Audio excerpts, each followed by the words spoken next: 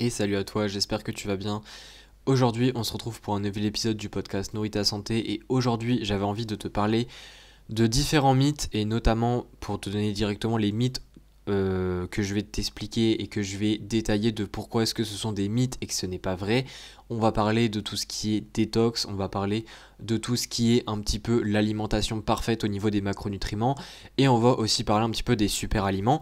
Et donc, autour de ces sujets-là, j'avais envie un petit peu de remettre les points sur les i en t'expliquant pourquoi est-ce que c'est faux et pourquoi est-ce que les personnes qui parlent de ça, il ne faut pas les écouter, ou du moins il faut nuancer leurs propos, c'est le minimum à faire.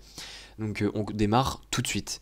Et pourquoi est-ce que je veux parler de ça? Parce que tout simplement, même si on n'y est pas encore, les fêtes de fin d'année approchent, et c'est généralement là où tous les régimes tombent, où toutes les détox notamment tombent au niveau de oui, les fêtes sont passées, c'est le moment de se détoxifier, ta.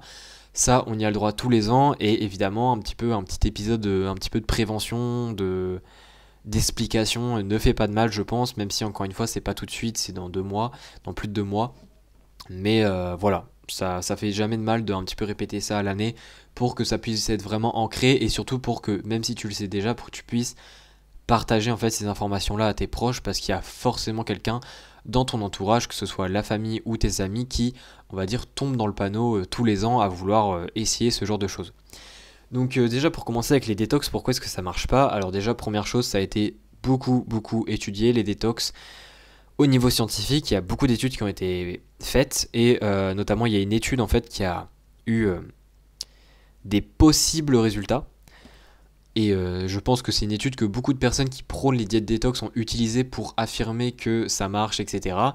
Mais en fait, le problème de cette étude-là, c'est que l'échantillon était très petit, il y avait pas mal de lacunes au niveau de la séance, enfin, pas au niveau de la séance, mais au niveau de l'étude.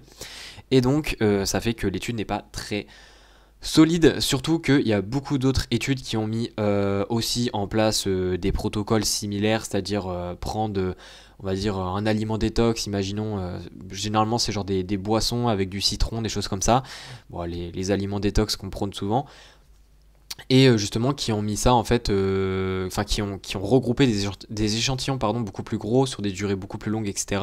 Et qui n'ont pas trouvé de résultats, hein. Toutes ces choses-là n'ont pas trouvé de résultats. Et de mémoire, il me semble même que là où il y a eu des possibles résultats, c'est sur des animaux et pas sur des humains. Donc encore une fois, ça fait en fait que les résultats ne sont pas valides chez les humains. Donc en d'autres termes, d'un point de vue scientifique, la détox n'a rien prouvé jusqu'à ce jour. Et ça fait de nombreuses années qu'elle essaye de prouver des choses sans y arriver, donc ça montre bien que ça part très mal. Mais en plus de ça, il faut comprendre en fait que la détox, pourquoi est-ce que ça marche? Parce que tout simplement, les personnes qui mettent en avant ce type de méthode, s'ils sont très malins, et le problème c'est qu'il y a beaucoup de personnes qui sont... Enfin, il y a de plus en plus de personnes qui sont très malines au niveau de ce marketing-là, et bien c'est de tout simplement en fait faire en sorte de donner des conseils qui vont faire que, généralement c'est ça, que la personne va perdre beaucoup d'eau. Par exemple, s'ils prônent des produits détox, et bien ces produits détox parfois sont un petit peu des laxatifs, des diurétiques, des choses comme ça, qui te font perdre de l'eau et qui donc font que, au final, tu vas perdre du poids en fait, mais ce n'est pas du gras en tant que tel. Ou du moins ils vont faire en sorte en fait que tu manges moins sans t'en rendre compte en affirmant que c'est le produit détox qui te fait perdre du poids alors que c'est juste toi qui es dans une alimentation totalement extrême et qui est en gros déficit calorique. Enfin voilà, mais en bref, les détox on fait genre que ça marche mais en fait c'est pas la détox en tant que telle qui marche, c'est souvent qu'il y a un facteur derrière qui fait que ton poids va changer mais ça n'a rien à voir avec le phénomène de détox en tant que tel. Donc ça, première chose, c'est voilà, avec ces détox-là, il faut arrêter, ça coûte une blinde, ça sert à rien, et généralement ça t'amène plus de problèmes qu'autre chose. C'est-à-dire que quand tu commences ça, eh bien tu finis souvent avec plus de problèmes que de problèmes avec lesquels tu avais commencé. Donc au final, ça n'arrange rien. On va dire que tu as toi à y perdre, aussi bien d'un point de vue santé que d'un point de vue portefeuille. Donc voilà, c'est un petit peu la conclusion pour la détox. Au niveau du deuxième point que je voulais parler, c'est un petit peu de tout ce qui est alimentation miracle au niveau des macros. Alors que ça, c'est un petit peu moins, on en parle un peu moins, je pense. Mais si je te dis diète cétogène, etc., je pense que tu comprends un petit peu plus où je veux en venir. Et c'est notamment tout ce qui est alimentation qui dit oui, non, mangez plus de protéines, oui, non, mangez plus de glucides, oui, non, mangez plus de lipides. Voilà, un petit peu toutes ces alimentations-là qui disent oui, il faut que tu manges 80% de glucides, 10% de lipides et 10% de protéines, c'est la meilleure alimentation, blablabla. Pourquoi est-ce que ça marche pas? Bon, déjà, première chose, c'est quelque chose qui n'est pas du tout recommandé. L'exemple que je viens de te donner de 80% 10-10, c'est quelque chose qui n'est absolument pas à faire.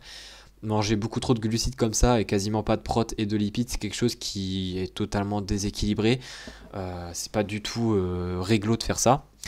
Donc voilà, déjà première chose, mais c'est surtout que au final, ça ne va pas t'apporter de bénéfices si on parle du poids, pour la simple et bonne raison que au niveau du poids, ce ne sont pas les macronutriments qui comptent en tant que tels, c'est surtout l'énergie en fait que tu apportes à la fin de la journée en tant que telle. C'est-à-dire que si tu as une alimentation, je sais pas, 50% glucides, 30% lipides et 20% protéines, et une alimentation 90-10 comme j'ai donné avant, si le total calorique est 2300 calories pour les deux alimentations et qu'imaginons ton maintien calorique, donc ça pour rappel c'est maintien calorique, ça veut dire c'est l'énergie que tu dépenses, et bien s'il est imaginons à 3000, et bien dans les deux cas tu as un déficit de 700 calories et donc dans les deux cas tu vas perdre du poids si tu continues à suivre ça sur plusieurs jours.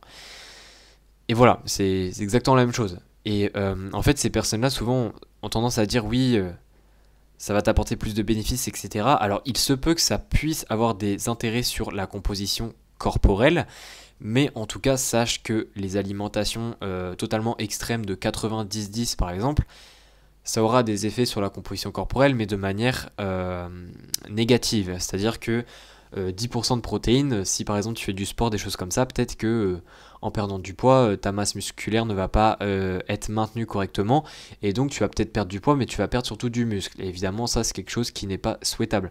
Alors que si tu suivais le 50-30-20, comme je l'ai dit tout à l'heure, eh bien tu as déjà 2 fois plus de protéines, et donc peut-être tu vas garder plus de muscles, et donc évidemment tu perdras le même poids que par rapport à l'autre alimentation, pardon, mais tu garderas plus de muscles en proportion que l'autre alimentation, et tu perdras plus de gras en proportion.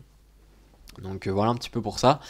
Mais pour résumer, c'est juste que les personnes qui prônent qu'un certain pourcentage de répartition de macronutriments reste la meilleure chose, c'est souvent quelque chose qu'il faut faire très attention. Et surtout si les personnes prônent des pourcentages qui sont extrêmes, c'est-à-dire des pourcentages où il y a au-dessus de 70% d'un certain macronutriment et donc il y a de très petits chiffres des deux autres restants. Voilà. Généralement, si quelqu'un conseille plutôt quelque chose comme 50%, 30, 20%, des choses comme ça, bon, évidemment, ça dépend de lequel est à 50% ou autre, parce que si c'est 50% de protéines, bon là, on peut peut-être se poser des questions. Mais, enfin, on peut se poser des questions sur l'intérêt. Mais c'est quand même, on va dire, quelque chose qui est plus raisonnable que les gens qui balancent des 80% 10-10, des choses comme ça. Donc voilà. Et le dernier point que je voulais dire, mais ça c'est un petit peu au final lié à la détox, même si c'est pas forcément ça, c'est les fameux aliments miracles, les fameux si tu manges cet aliment, ta perte de poids va tripler, ça va te permettre de détoxifier, ça va permettre d'un coup plus avoir d'inflammation. Bref, tous les aliments isolés comme ça où on prône des bénéfices incroyables, ce n'est pas une bonne chose. C'est-à-dire qu'un aliment en lui-même ne peut pas avoir de bénéfices comme ça. C'est l'alimentation en globalité qui t'apporte des bénéfices et c'est pas juste un aliment lambda qui va t'en apporter. Et ça, c'est super important de le comprendre. Donc voilà un petit peu pour ce que je voulais dire. Alors j'ai mis un petit peu quelques références dans la description du podcast, notamment autour de la détox, quelques études, et aussi au niveau de l'impact en fait de la structure de l'alimentation, donc des macronutriments sur la composition corporelle. J'ai mis quelques petites choses, donc voilà, si ça t'intéresse, n'hésite pas. Mais surtout, ce qui pourrait encore plus t'intéresser, c'est que j'ai un guide gratuit, un PDF qui te donne 3 étapes universelles, c'est-à-dire qui s'appliquent peu importe ton objectif, que ce soit perte de poids, prise de muscle, juste santé, peu importe. 3 étapes universelles à suivre pour que tu puisses dans tous les cas améliorer ton alimentation. Et ça évidemment c'est gratuit, donc ça coûte rien d'y jeter un œil. Et si tu veux y jeter un œil, tu as juste à cliquer sur le premier lien dans la description du podcast. Et sinon, l'épisode est terminé, j'espère qu'il t'aura plu. J'ai pas voulu non plus trop rentrer dans le détail, c'est surtout un petit peu un rappel et je pense que ça fait assez sens. Voilà, si ça t'a plu, n'hésite pas à laisser une note également si tu peux. Et on se dit à la prochaine pour un nouvel épisode. Allez, ciao.